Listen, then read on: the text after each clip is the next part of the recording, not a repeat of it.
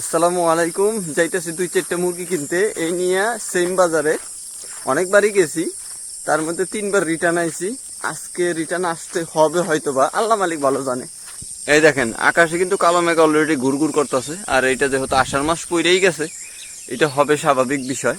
আর আমাদের এখানে অন্তত কাঁঠালের অভাব নাই, আর কাঁঠাল খাওয়ার লোকও নাই যে ওই রকম যে খাবে। ওই দেখেন হয়তোবা ভিডিওতে দেখা যাবে না, এই যে সামনেই একটা আছে, ওই যে আছে, মানে ঝুলে ঝুলে রয়েছে, আর অধিকাংশ ওই যে পড়ে গেছে দেখেন, এই যে নিচে নিচে পড়ে রয়েছে। এর কোনো কাম হইলো কোন তো জামু কেমনে হ্যান দিয়ে যাইতে হইব। কিন্তু আসার সময় যদি মুরগি পাই বা মুরগি আনতে দেয় আল্লাহ তালা, হয়তো বা এই রোড দিয়ে আসা যাবে না, কারণ বৃষ্টি অবস্থায় তো যে কোনো সময় স্লিপ করতে। আর এই যে অনবরত এদিক দিয়ে পানি আসবো, এই যে বৃষ্টি পড়ছে না, মোটামুটি 2-3 ঘন্টা পড়তে থাকবো, মানে পানি আসতেই থাকবো। আর এই যে শুরু হয়ে গেছে ধানের জ্বালা ফালানো, জ্বালা বলতে ধানের বীজ ফালাইছে আর কি, সেখান থেকে চারা হবে, আর এই চারাগুলোই রোপণ করবে। আর আমাদের এই চট্টগ্রামে মানে আমাদের এখানে 2 সিজনে ধান চাষ করা হয়, শীত মৌসুম আর বর্ষা মৌসুমে। তো আলহামদুলিল্লাহ ধান ভালোই হয়, একেবারে যে খারাপ হয় তা না, কিন্তু উত্তরবঙ্গের মতো বা রাজশাহী এইসব সাইডের মতো ধান হয় না। যদিও উত্তরবঙ্গ, রাজশাহী এইসব কৃষকও যেমন পরিপূর্ণ, আর আল্লাহ তাআলা ওই জমিতে মানে প্রচুর পরিমাণে বরকত দান করছে। এত কমে কমে, যেমন ধরেন আলু ওনারা 12 টাকা 15 টাকা 12 টাকা যদি বিক্রি করতে পারে পাইকারি, তারপরে ওনাদের মোটামুটি ভালো একটা লাভ থাকে। ঠিক আছে, ওনারা তো বিক্রি করে 6 টাকা 8 টাকা 60 টাকা, ঠিক আছে, এরকম ইয়ে। আর আমাকে চট্টগ্রামে আমরা যদি চাষাবাদ করি 15 টাকাও যদি বিক্রি করি, তারপরেও পর্দায় পোষায় না। কারণ কি, এখানে আপনার লেবার কস্টিং অনেক বেশি, অনেক।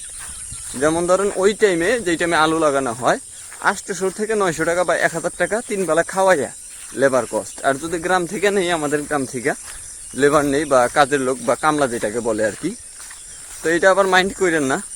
এই পেশার নাম যেই পেশার নাম আর কি আমি উল্লেখ করলাম, অনেকে বলবেন যে কামলা বললি কেন ভাই, আমি নিজে কামলা খাইতে খাই, হয়তো বা নিজের জমিতে কামলা খাটি, অন্যের জমিতে দেই নেই। কিন্তু যদি ওই পরিপূর্ণ কাজ জানতে পারতাম, কামলা খাটার কাজটা, তাহলে আমি আরো খুশি থাকতাম। কারণ কি, একদিন কাজ করলে 1000 টাকা, 10 দিন কাজ করতাম 10,000 টাকা হয়েছে খালাস, আর 20 দিন বসে থাকলেও আমার সমস্যা নাই।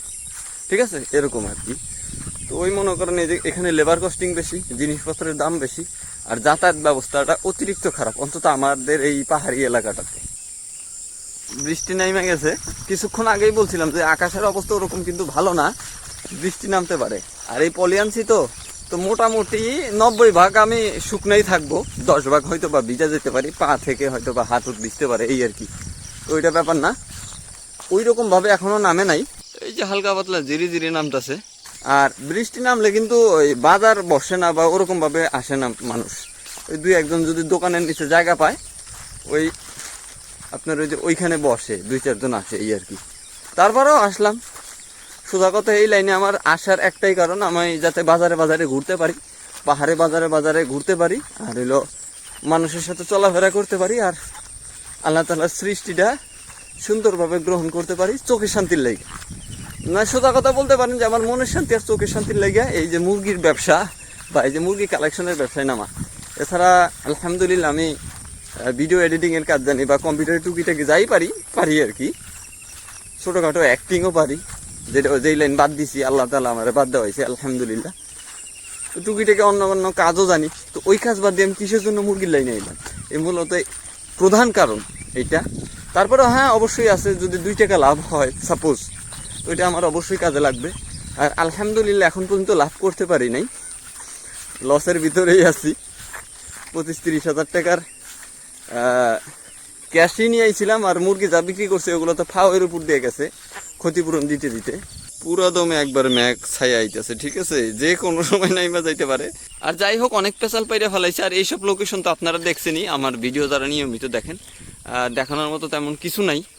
দেখি ইনশাল্লাহ বাজারে গিয়ে কিছু যদি দেখানোর মতো থাকে অবশ্যই আপনাদেরকে দেখাবো ইনশাল্লাহ। দেখেন কেমনে বৃষ্টি আসা শুরু করছে, কে বলে এই যে নামা শুরু হয়েছে আবার।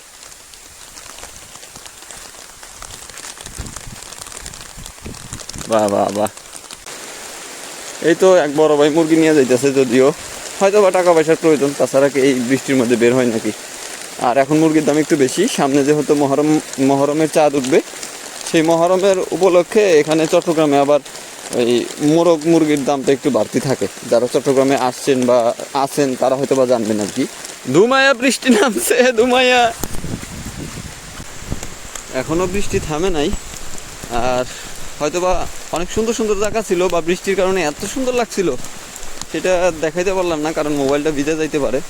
আর আমিও মোটামুটি কিছুটা ভিজছি, সমস্যা নেই, ওইটুকু ভিজলে সমস্যা নেই, কিন্তু মাথা আর মোটামুটি বুক পর্যন্ত শুকনা থাকলেই হইল, আর আমার মোবাইল না ভিজলেই হইল।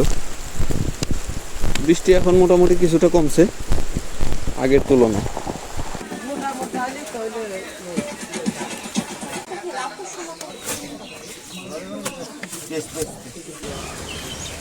বাজারের অবস্থা দেখেন, পুরো পানি পানি হয়ে গেছে। সামনে 2-4টে মুরগি দেখছি পাহাড়ি দেশি, মার্শাল্লাহ সাইজও বড়। তবে আমার যেহেতু পাহাড়ি দেশের অর্ডার নাই, তো আমি এটা নিতেছি না। মানুষ খুঁজে খালি লাজ্জা দেই আর কি, লাজ্জা খুঁজে মুজে দেখি পাই কিনা। দেখেন যেখানে মুরগি শত শত মুরগি থাকে সেখানে এখন আজকে কাঁঠাল, আনারস, কলা, মূলত এটা নিচ্ছে আর কি আপাতত, বেনি ডিউটিওয়ালা।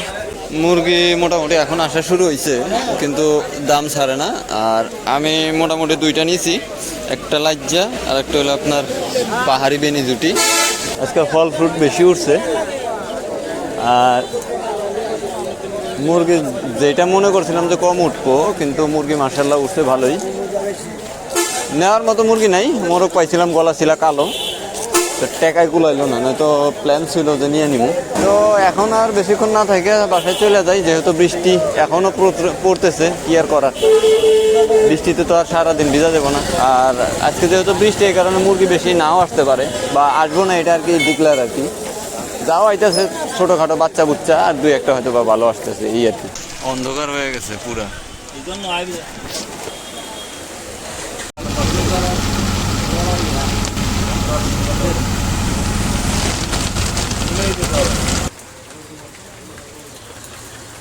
তার আজকের বাজার অনেকে মনে করেন কি ইজি, হ্যাঁ ইজি, দেখেন কি কষ্ট, এটা আমিই না বলা জানি।